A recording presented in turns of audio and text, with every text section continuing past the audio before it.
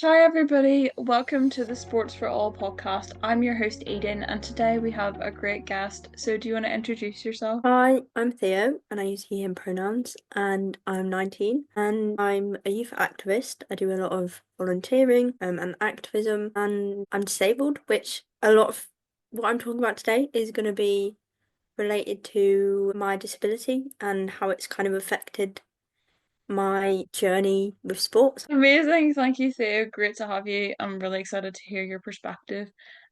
So my first question is, do you want to tell us a bit about how you've got involved in sports? Yeah, so right, yeah. So when I was little, I started playing football because my dad became a football coach. So I was probably like five, when that started. But then when I was seven, I developed a chronic illness, CFS/ME.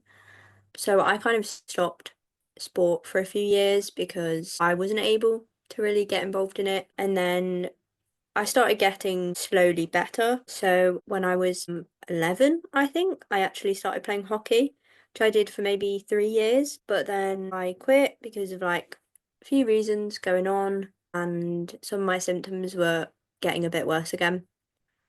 And then I didn't really get involved in sports much for a few years because of my chronic illness and school and everything going on in my life. Um, so I'm physically disabled as well as chronically ill, which we didn't know. So I was born with a spinal condition.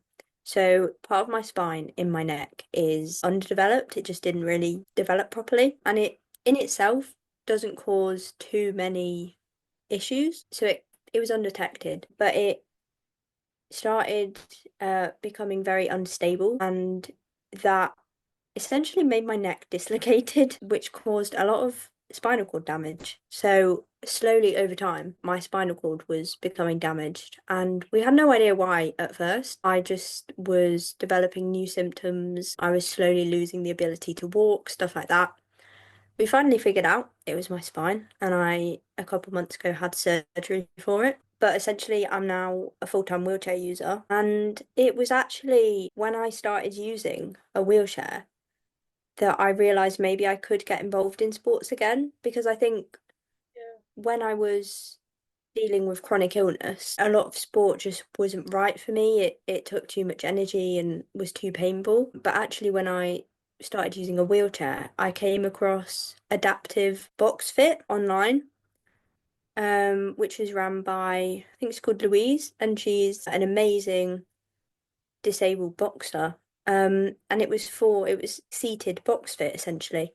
So I started doing that and I loved it. And I started getting more into adaptive sports. And last April, I ended up going to an event run by Paralympics GB, which had so many different adapted sports to try. So I tried wheelchair basketball, racing, hand cycling, sitting volleyball. It was just an amazing event. And that just really inspired me to actually start trying to pick up a sport again, I guess. So that's kind of my journey so far. Wow. That event sounds really cool. And definitely a great way that you've learned how to kind of things and obviously now being able to try out different sports that are more suited to your needs, which is really great. So my next question is, who have been some of like your inspirations in sport, but also like maybe in life as well? I think so in sport, so I am particularly into wheelchair racing. So I'm not currently able to do it because of my surgery, but hopefully later in the year, I am gonna start that. So for wheelchair racing, I mean, I tried it out last year and I loved it. And then watching the Paralympics in the summer, just, I mean, every single sport just was so amazing to watch. I think I watched every single sport in the Paralympics at some point. But in terms of wheelchair racing, it's got to be Hannah Cockcroft and David Weir. Absolutely just amazing. Like, it was just so incredible, like how fast they can go. And it just made me want to get into it even more. And I think also a couple other Paralympians, David Smith and Claire Taggart, who play boccia. I didn't really know much about boccia until the Paralympics last summer, and I just really loved watching it because I think it's the most accessible sport because there's so many different adaptations to allow people to play. Some people might have disabilities where they're not able to play other adapted sports, but boccia, so many people with such a range of disabilities can play it, and I just think it's incredible and it needs to become a more well-known sport because it's just so accessible for a lot of different people. And yeah, I loved watching those two in particular. Just in life in general, my best friend, Anna, she was the most amazing person. She had disabilities herself, and she just always went through life smiling, no matter what happened to her. You know, she went through a lot of struggles, but she was just always smiling, always giggling, and just had No, such resilience to get through everything. And I think she inspires me every day to keep going and stay determined. that's so lovely. Yeah, no, they all sound like such amazing people, and I'll have to have a look more into bocce because it sounds really interesting. And I think, yeah, you're right. It's definitely one of those sports that isn't well known. I love the Paralympics as well. Like, I feel like you just learn a lot and you just are so inspired by everybody you see, and you're like, oh my goodness, I need to try this. So fun to watch as well. And like just the talent, I mean, it's Yeah, incredible. And I think obviously lots of sports are hard. And I'm not going to say that sports for non-disabled people are not hard, but I think some, for example, wheelchair basketball, like you have to dribble the ball still and push your wheelchair at the same time, which takes such an amount of skill to be able to do that. Like, because obviously you need your hands for pushing your wheelchair as well as like using the ball. So I think people don't really realize the actual skill you need for some of these sports, and it really is just incredible. yeah, no, absolutely. The amount of effort and extra barriers that people have to overcome as well. And in the Paralympics, they make it look so easy, and you know that there's been so Yeah. much effort that's gone into Yeah. it. Amazing, thank you, Theo. So my next question is, what skills have you learned from being involved in sport? How have these helped you in life and also your social action too? I think, I mean, sport obviously physically, it helps you build up muscle and strength, which is something that, I do struggle with strength. I have a lot of muscle weakness because of my disability. So keeping active when I can and doing sports helps, to keep me strong, which is helpful for everyday life because it means I can, push my wheelchair easier. Um, I think the main skill is determination because for disabled people to get involved in sports, I think a lot of people don't realize that it's a lot harder to get into, because there's not as many Yeah. clubs, there's not as much funding. Um, so I think just staying determined and just keeping going, giving things a go, um, and being resilient, and not letting your disability stop you, I guess. I think that's something that is really important in everyday life as well. Yeah, I love that. Thank you so much. I totally see that. I think it's really important to keep going, and even though it can be really tough sometimes, having that resilience and that bounce back is really important. Um, so my next question would be, what advice would you give to any young person who wants to get involved in sport but isn't massively confident? A bit similar to what I just said, I think give it a go. Yeah. Just Yeah, try it out because you might not like it, it might not go as well as you hoped, but you might love it and you might find a real passion for it. And I think especially if you do have a disability and you are able to go to an event to try things out or go to a taster session with a local club, just do it because there aren't as many clubs, there aren't as many resources for disabled people in sport, which is a massive issue, and I could talk about that for ages. But I think just go along and have a go.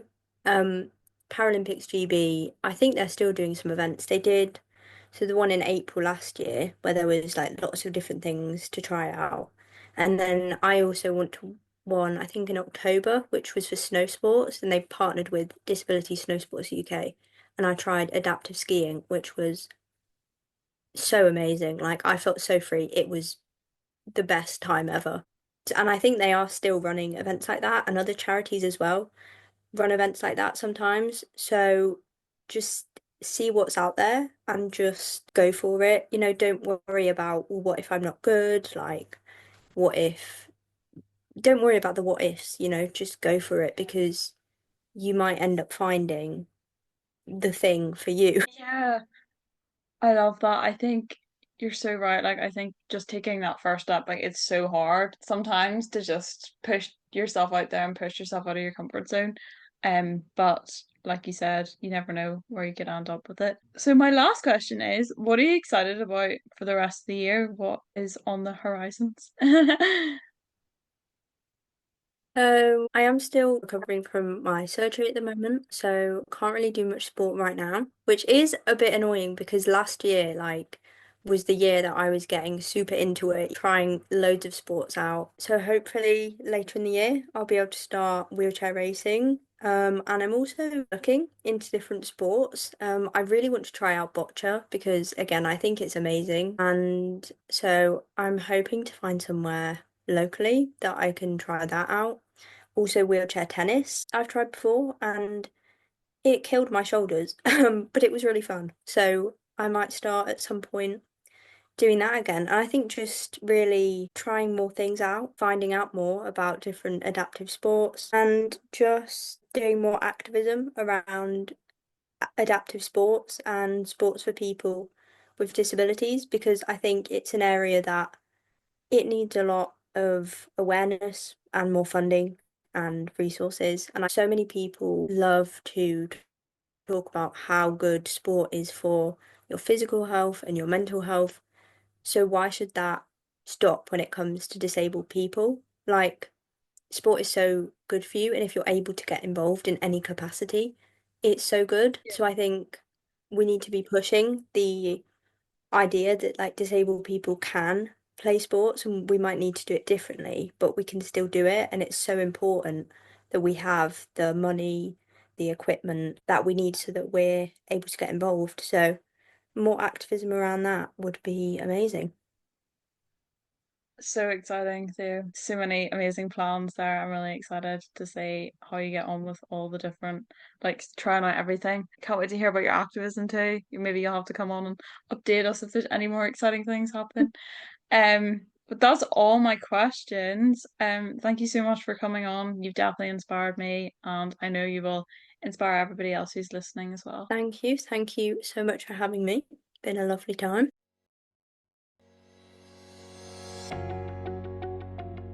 Thank you so much for listening to the podcast.